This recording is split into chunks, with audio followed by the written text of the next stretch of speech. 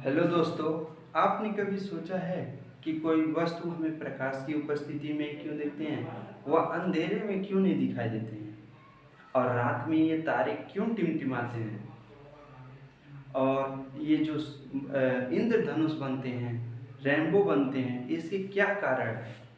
और जब कोई प्रकाश एक माध्यम से दूसरे माध्यम में जाती है तो वह अपना डायरेक्शन क्यों चेंज कर लेती है, आखिर क्या कारण है। और कभी कभी आपने देखा होगा कि रेगिस्तान में जो वस्तु सीधी होती है वह हमें उल्टा दिखाई देती है, आखिर क्या कारण है।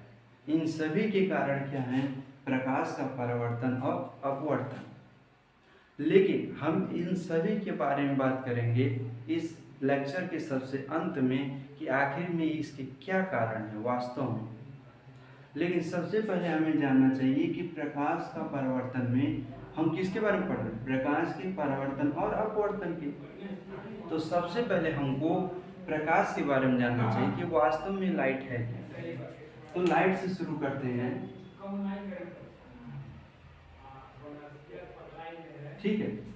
देखो जो लाइट है हमारा, इसे लोगों ने क्या माना, लोगों ने विद्युत चुंबकीय तरंग माना कि ये वास्तव में एक विद्युत चुंबकीय तरंग है। और उस तरंग सिद्धांत के आधार पर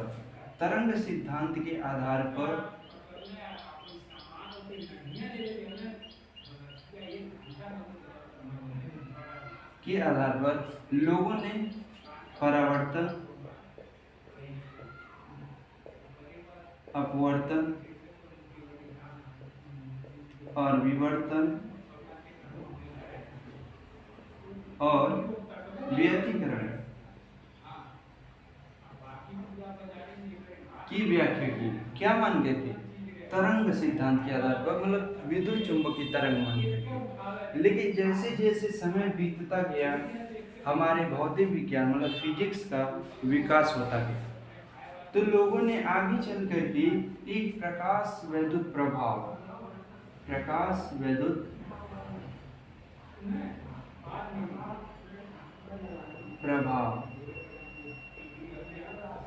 की व्याख्या की, मतलब खोज में, और कॉम्पटन प्रभाव की खोज में, प्रभाव,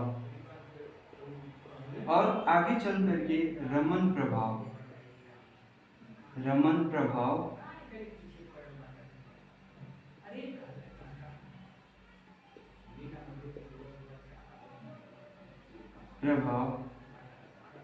की खोज हुई। मतलब इनकी व्याख्या किसके सिद्धांत पर किया गया, इनकी व्याख्या कणिका मतलब क्वांटम सिद्धांत के आधार पर किया गया। क्वांटम सिद्धांत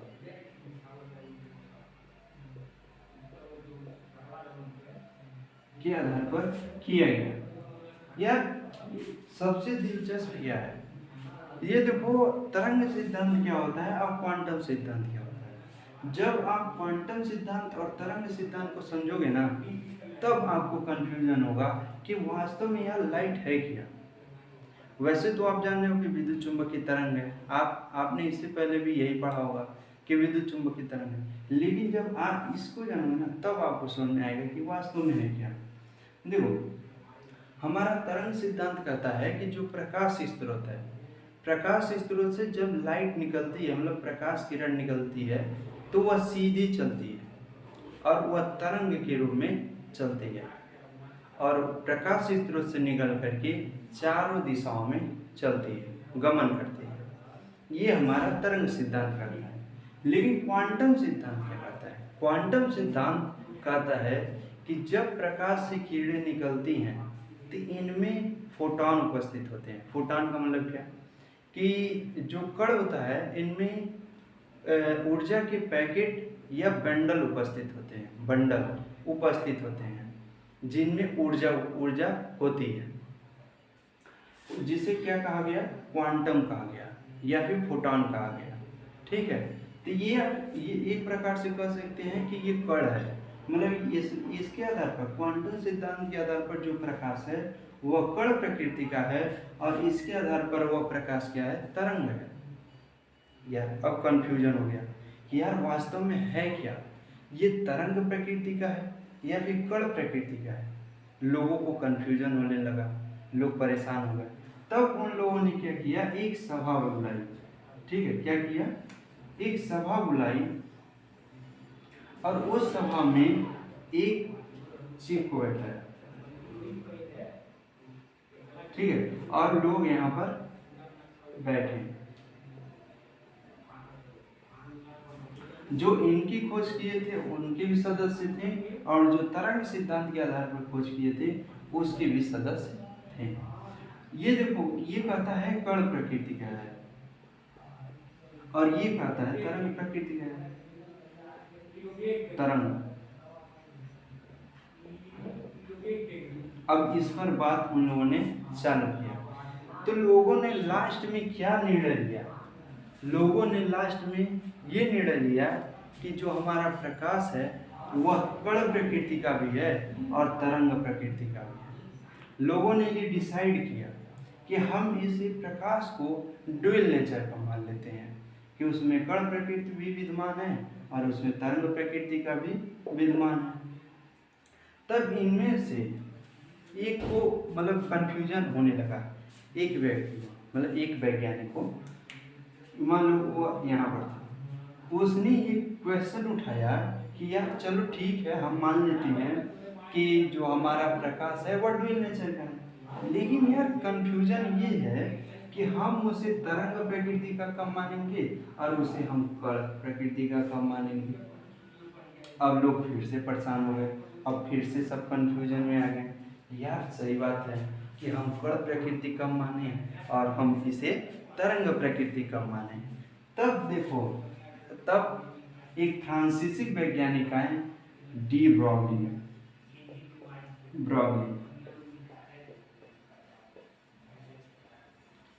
ये आए उस टाइम, उन्होंने कहा कि यार हम इसे ड्यूल नेचर का मान लेते हैं, जो प्रकाश है उसे कण प्रकृति और तरंग प्रकृति दोनों मान लेते हैं।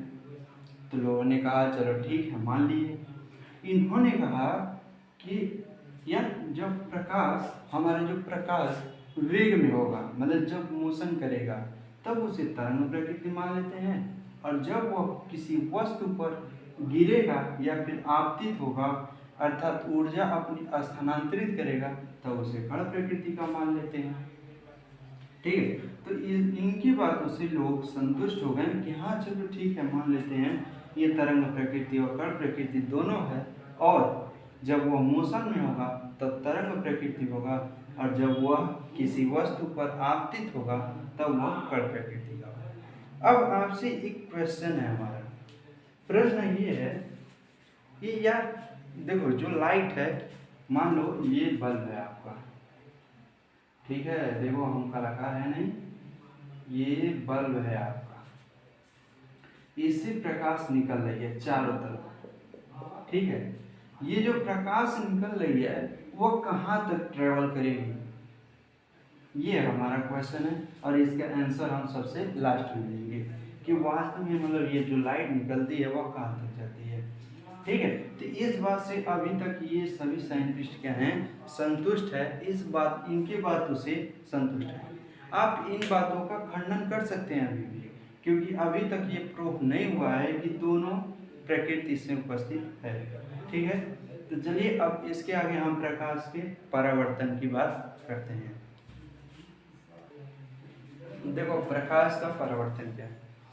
प्रकाश का परावर्तन का मतलब ये है कि जब कोई प्रकाश किरण किसी चिकने समतल पर आपतित होती है तो वह पुनः वापस चली जाती है, जिसे क्या कहते हैं, प्रकाश का परावर्तन कहते हैं। अब देखो क्या होता है, जो हमारा प्रकाश होता है, सबसे पहले समतल सतह को समझो। समतल सतह मान लो ये कलई किया गया है, ठीक है, ये जो समतल सतह होगा इस पर एक तरंग तो आएगा नहीं, ठीक है, एक तरंग तो आएगा नहीं, इस पर आएंगे तो कई तरंग ही आएंगे, ये रिफ्लेक्ट भी होंगे। ठीक है, क्या होंगे, रिफ्लेक्ट होंगे, राइट। अब इन सभी का एक साथ अध्ययन कर पाना मुश्किल होता है, इसलिए क्या मानते हैं, एक मानते हैं, एक कण को लिया जाता है, ये कण मतलब किरण, और ये रिफ्लेक्ट होकर के वापस चली गई, ये आई और ये गई, और एक क्या होगा हमारा अविलंब होगा। ये हमारा होता है आपतित किरण, आपतित किरण, और ये होता है परावर्तित किरण, किरण, ठीक है। और ये हमारा होता है अविलंब, राइट। और ये हमारा होता है आपतन बिंदु, आपतन बिंदु, ठीक है। ये हमारा आपतन कोण होता है, जिसे आई से डिनोट किया जाता है आपतन कोण, और ये हमारा परावर्तन कोण होता है आई आर, ठीक है। ये हमारा परावर्तन कोण। देखो, प्रकाश के परावर्तन के दो नियम होते हैं, प्रकाश के परावर्तन के नियम।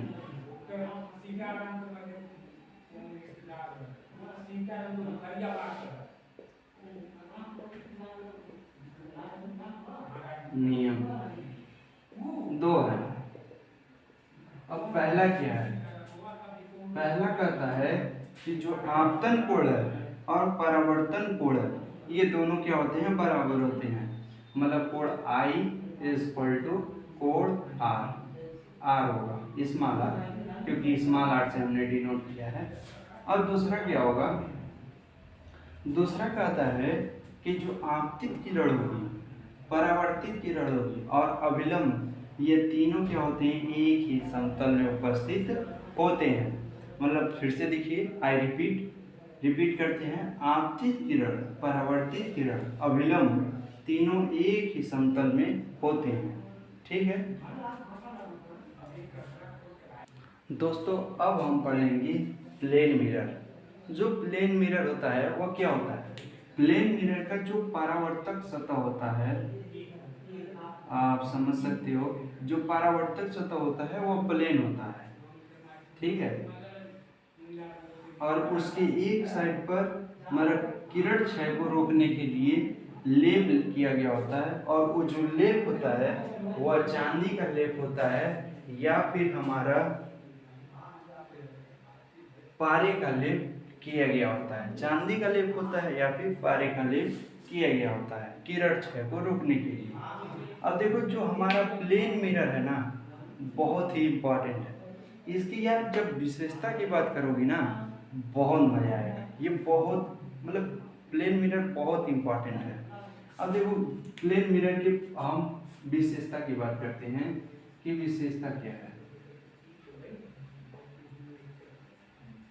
विशेषताएं क्या है। देखो, पहला जो प्लेन मिरर होता है ना, आप प्लेन मिरर से जितनी दूरी पर होंगे, ठीक है, आप प्लेन मिरर से जितनी दूरी पर होंगे, प्लेन मिरर में उतनी ही दूरी पर आपका प्रतिबिंब बनेगा। पहला ये है, मतलब जो प्रतिबिंब, मान लो ये प्लेन मिरर है, आप प्लेन मिरर से 2 मीटर दूरी पर हो,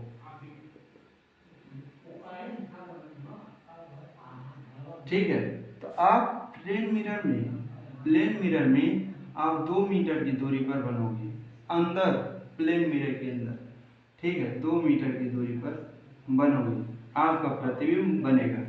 पहला ये गुण था इसका।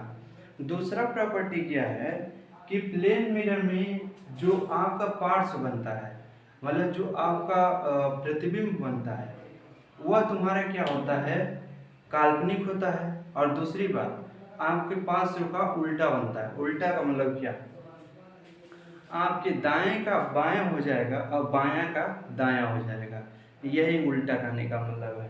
पार्श्व आपका उल्टा बनेगा। बंदा ये खड़ा है, मान लो आप सपोज करो मैं कंघी कर रहा हूँ बाल, और आप खड़े हैं, तो आपका जो दायां होगा वह बाएं साइड दिखेगा, और जो बायां होगा वह दाएं साइड दिखेगा, ठीक है। ये इसका पहला मतलब दूसरी विशेषता हो गया। दूसरी विशेषता मतलब क्या होगा, पहला उतनी ही दूरी पर,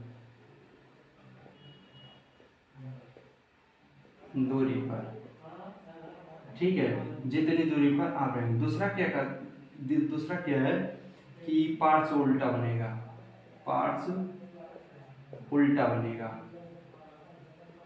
ठीक है, और पार्ट्स उल्टा बनेगा और ये काल्पनिक होगा,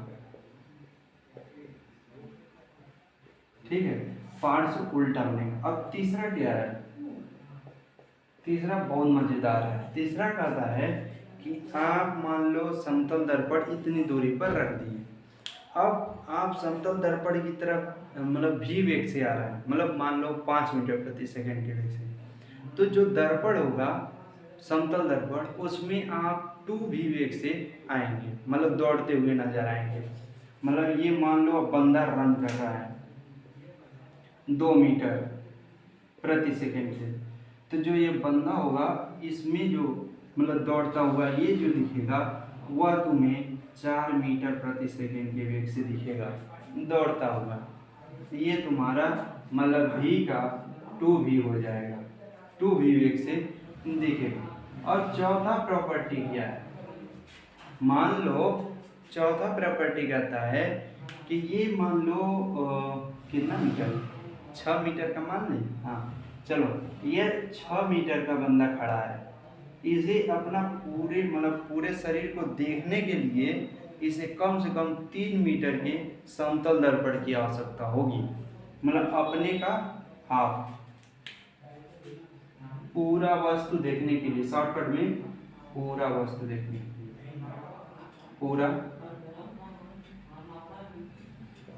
वस्तु देखने के लिए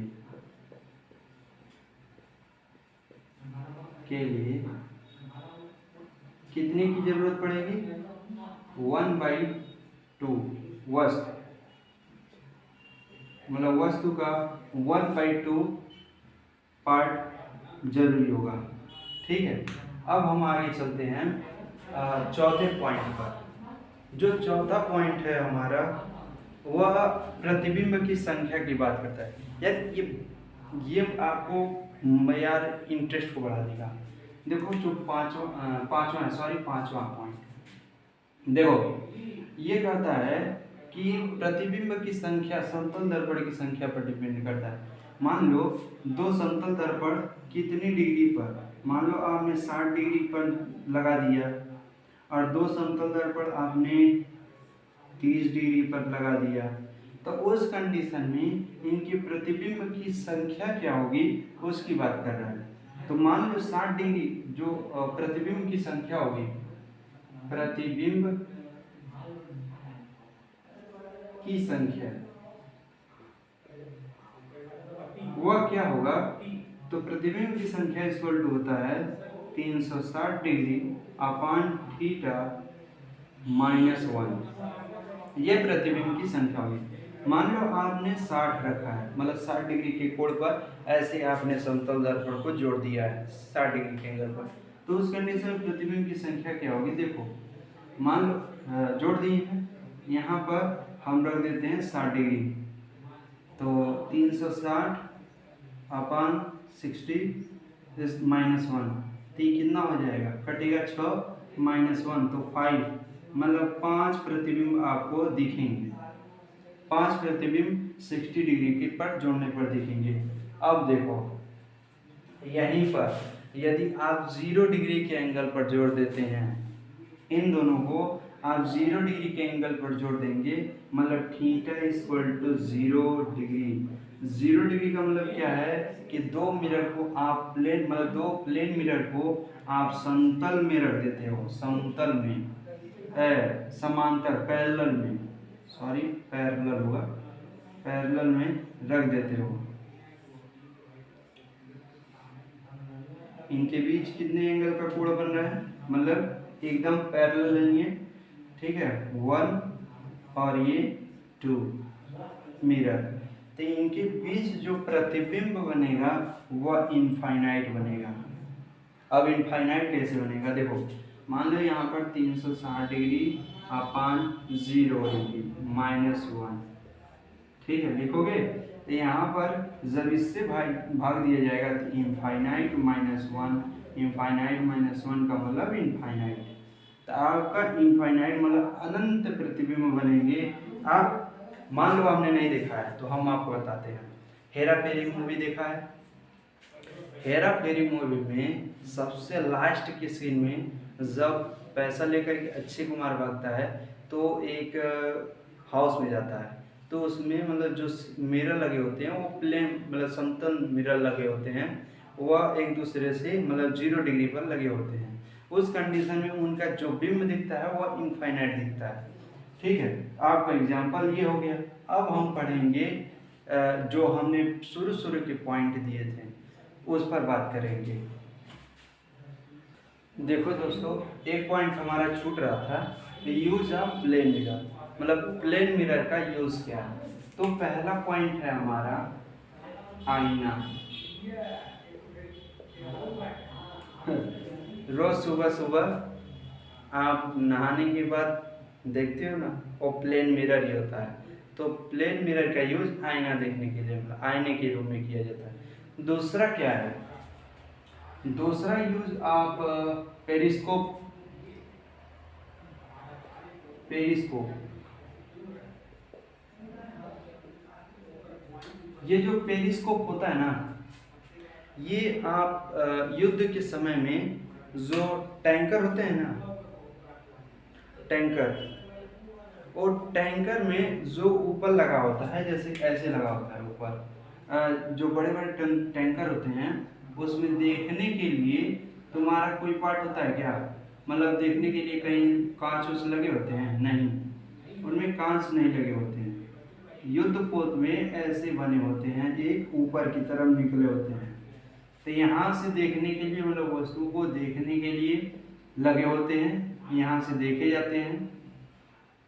यहाँ पर मतलब जो रुक जाइए बता देते हैं, ये मतलब यहाँ पर और यहाँ पर समतल दर्पण लगे होते हैं जो एक दूसरे से मतलब ये और ये मतलब 45 डिग्री के एंगल पर क्या होते हैं, ये लगे होते हैं। 45 डिग्री ये और 45 डिग्री के एंगल पर ये लगे होते हैं। जब प्रकाश यहाँ पर आता है, यहाँ पर मतलब प्रकाश किरण क्या कि कोई वस्तु यहाँ पर है, मान लो यहाँ पर एक आतंकवादी है, ठीक है, इससे प्रकाश इस पर से प्रकाश यहाँ पर आपतित हुआ। अब ये प्रकाश परावर्तित होकर यहाँ पर जाएगा, फिर यहाँ पर हमारा एक आँख होगा, बना देते हैं, ठीक है। ये हमारी आँख पर क्या होता है, आपतित होता है, जो हमारी आँख को उत्तेजित करता है और ये वस्तु हमें दिख जाता है और हम तुरंत उसे उड़ा देते हैं, ठीक है, उड़ा देते हैं। पेरिस्कोप का यूज यही है, बड़े बड़े टैंकरों में इसका यूज किया जाता है, ठीक है।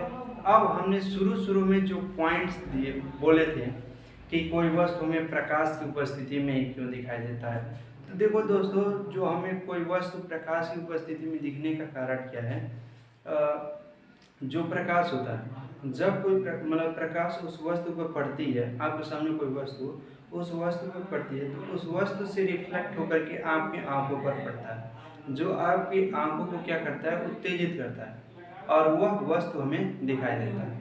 और दूसरा पॉइंट हमारा क्या था? दूसरा पॉइंट ये था कि तारे क्यों टिमटिमाते हैं।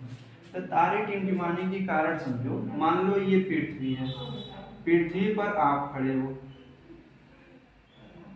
ठीक है, देखो यार हम ठीक से बना नहीं पा रहे हैं।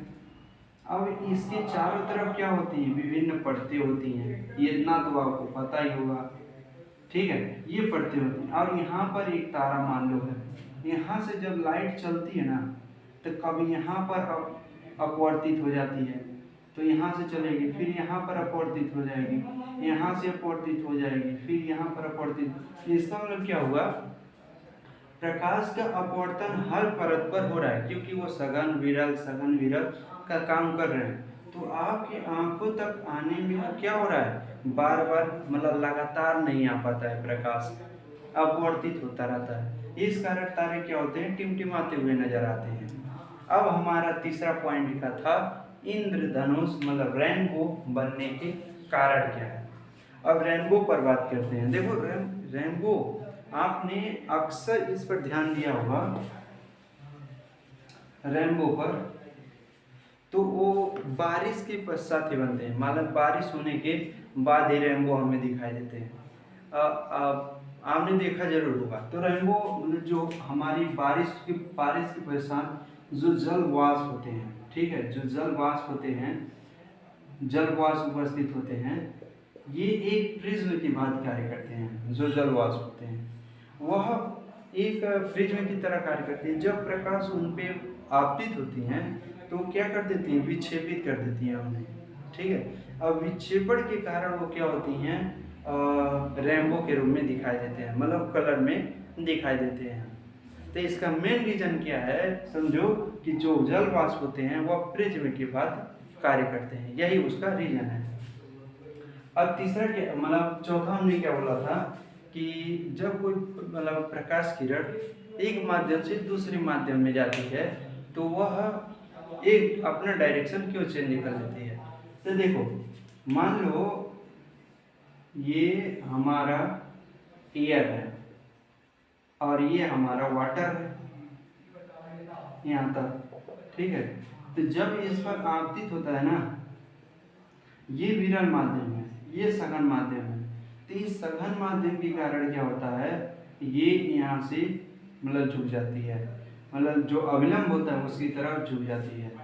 तो सघन और विरल माध्यम, विरल माध्यम होने के कारण, सघन माध्यम होने के कारण इनका डायरेक्शन क्या होता है, चेंज हो जाता है, ठीक है।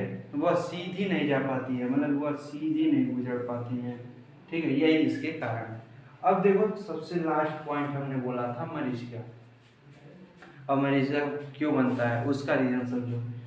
आपने कभी कभी बहुत मतलब तड़तड़ाती धूप में, बहुत तेज धूप में रोड पर गए होंगे, तो आपने कभी कभी ये फील किया होगा कि यार रोड पर कुछ दूरी पर ऐसा लगा होगा कि वहाँ पर पानी है, मतलब वाटर है, जल है, लेकिन वास्तव में वहाँ पर जल होता है, नहीं होता है।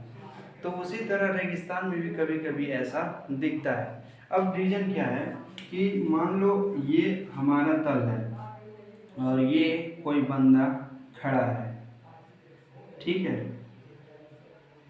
ठीक, और यहाँ पर मान लो एक पेड़ है, पेड़, अरे यार बन जा, मान लो ऐसा पेड़ है, ठीक है। तो यहाँ पर जो जब धूप तेजी से होगा तो ये क्या हो जाएगा, बहुत ज़्यादा रोड गर्म हो जाएगा, या फिर जो रेगिस्तान की मिट्टियाँ होती हैं वो क्या होती हैं, बहुत ज़्यादा हॉट हो जाती हैं, गर्म हो जाती हैं। तो इस कंडीशन में जो उसके पास की परतें होती हैं वो भी क्या हो जाती हैं, बहुत ज़्यादा गर्म हो जाती हैं, और जो ऊपर की परतें क्या होती हैं वो ठंडी रह जाती हैं, ठीक है, बात को समझो। और जो ठंडी रह जाती है ये ठंडी है, और जो पास की परतें हैं वो क्या है, गर्म है, ठीक है। तो इस कंडीशन में क्या होता है, इस स्थिति में क्या होता है कि जो यहाँ से लाइट चलती है वह मतलब ये सघन माध्यम का कार्य करते हैं, सघन माध्यम का कार्य करते हैं, और ये विरल माध्यम का कार्य करते हैं, ठीक है। तो इस स्थिति में जब ये प्रकाश चलती हैं तो इन सतहों पर क्या होती हैं, अपवर्तित होती हैं, ठीक है, मतलब चलती हैं तो ये अपवर्तित हो जाती हैं, ठीक है, और हमारी आंखों तक आती हैं, और ऐसा प्रतीत होता है कि ये वस्तु यहाँ से न चल करके यहाँ से आ रही है, अपवर्तन के कारण ऐसा लगता है, ठीक है। तो ये हमें इसी को क्या नाम दिया गया है, मरीचिका नाम दिया गया है, जो मतलब रेगिस्तानी क्षेत्रों में अधिक दिखाई देते हैं। ये हमारे पूरे मतलब इंट्रोडक्शन था जो प्रकाश का परावर्तन और अपवर्तन था। अगले लेक्चर में मिलेंगे हम प्रकाश के परावर्तन और अपवर्तन, मतलब हम दर्पण में देखेंगे, जो हमारे दर्पण होंगे उत्तल दर्पण और अवतल दर्पण होंगे। तब तक के लिए जय हिंद, जय भारत।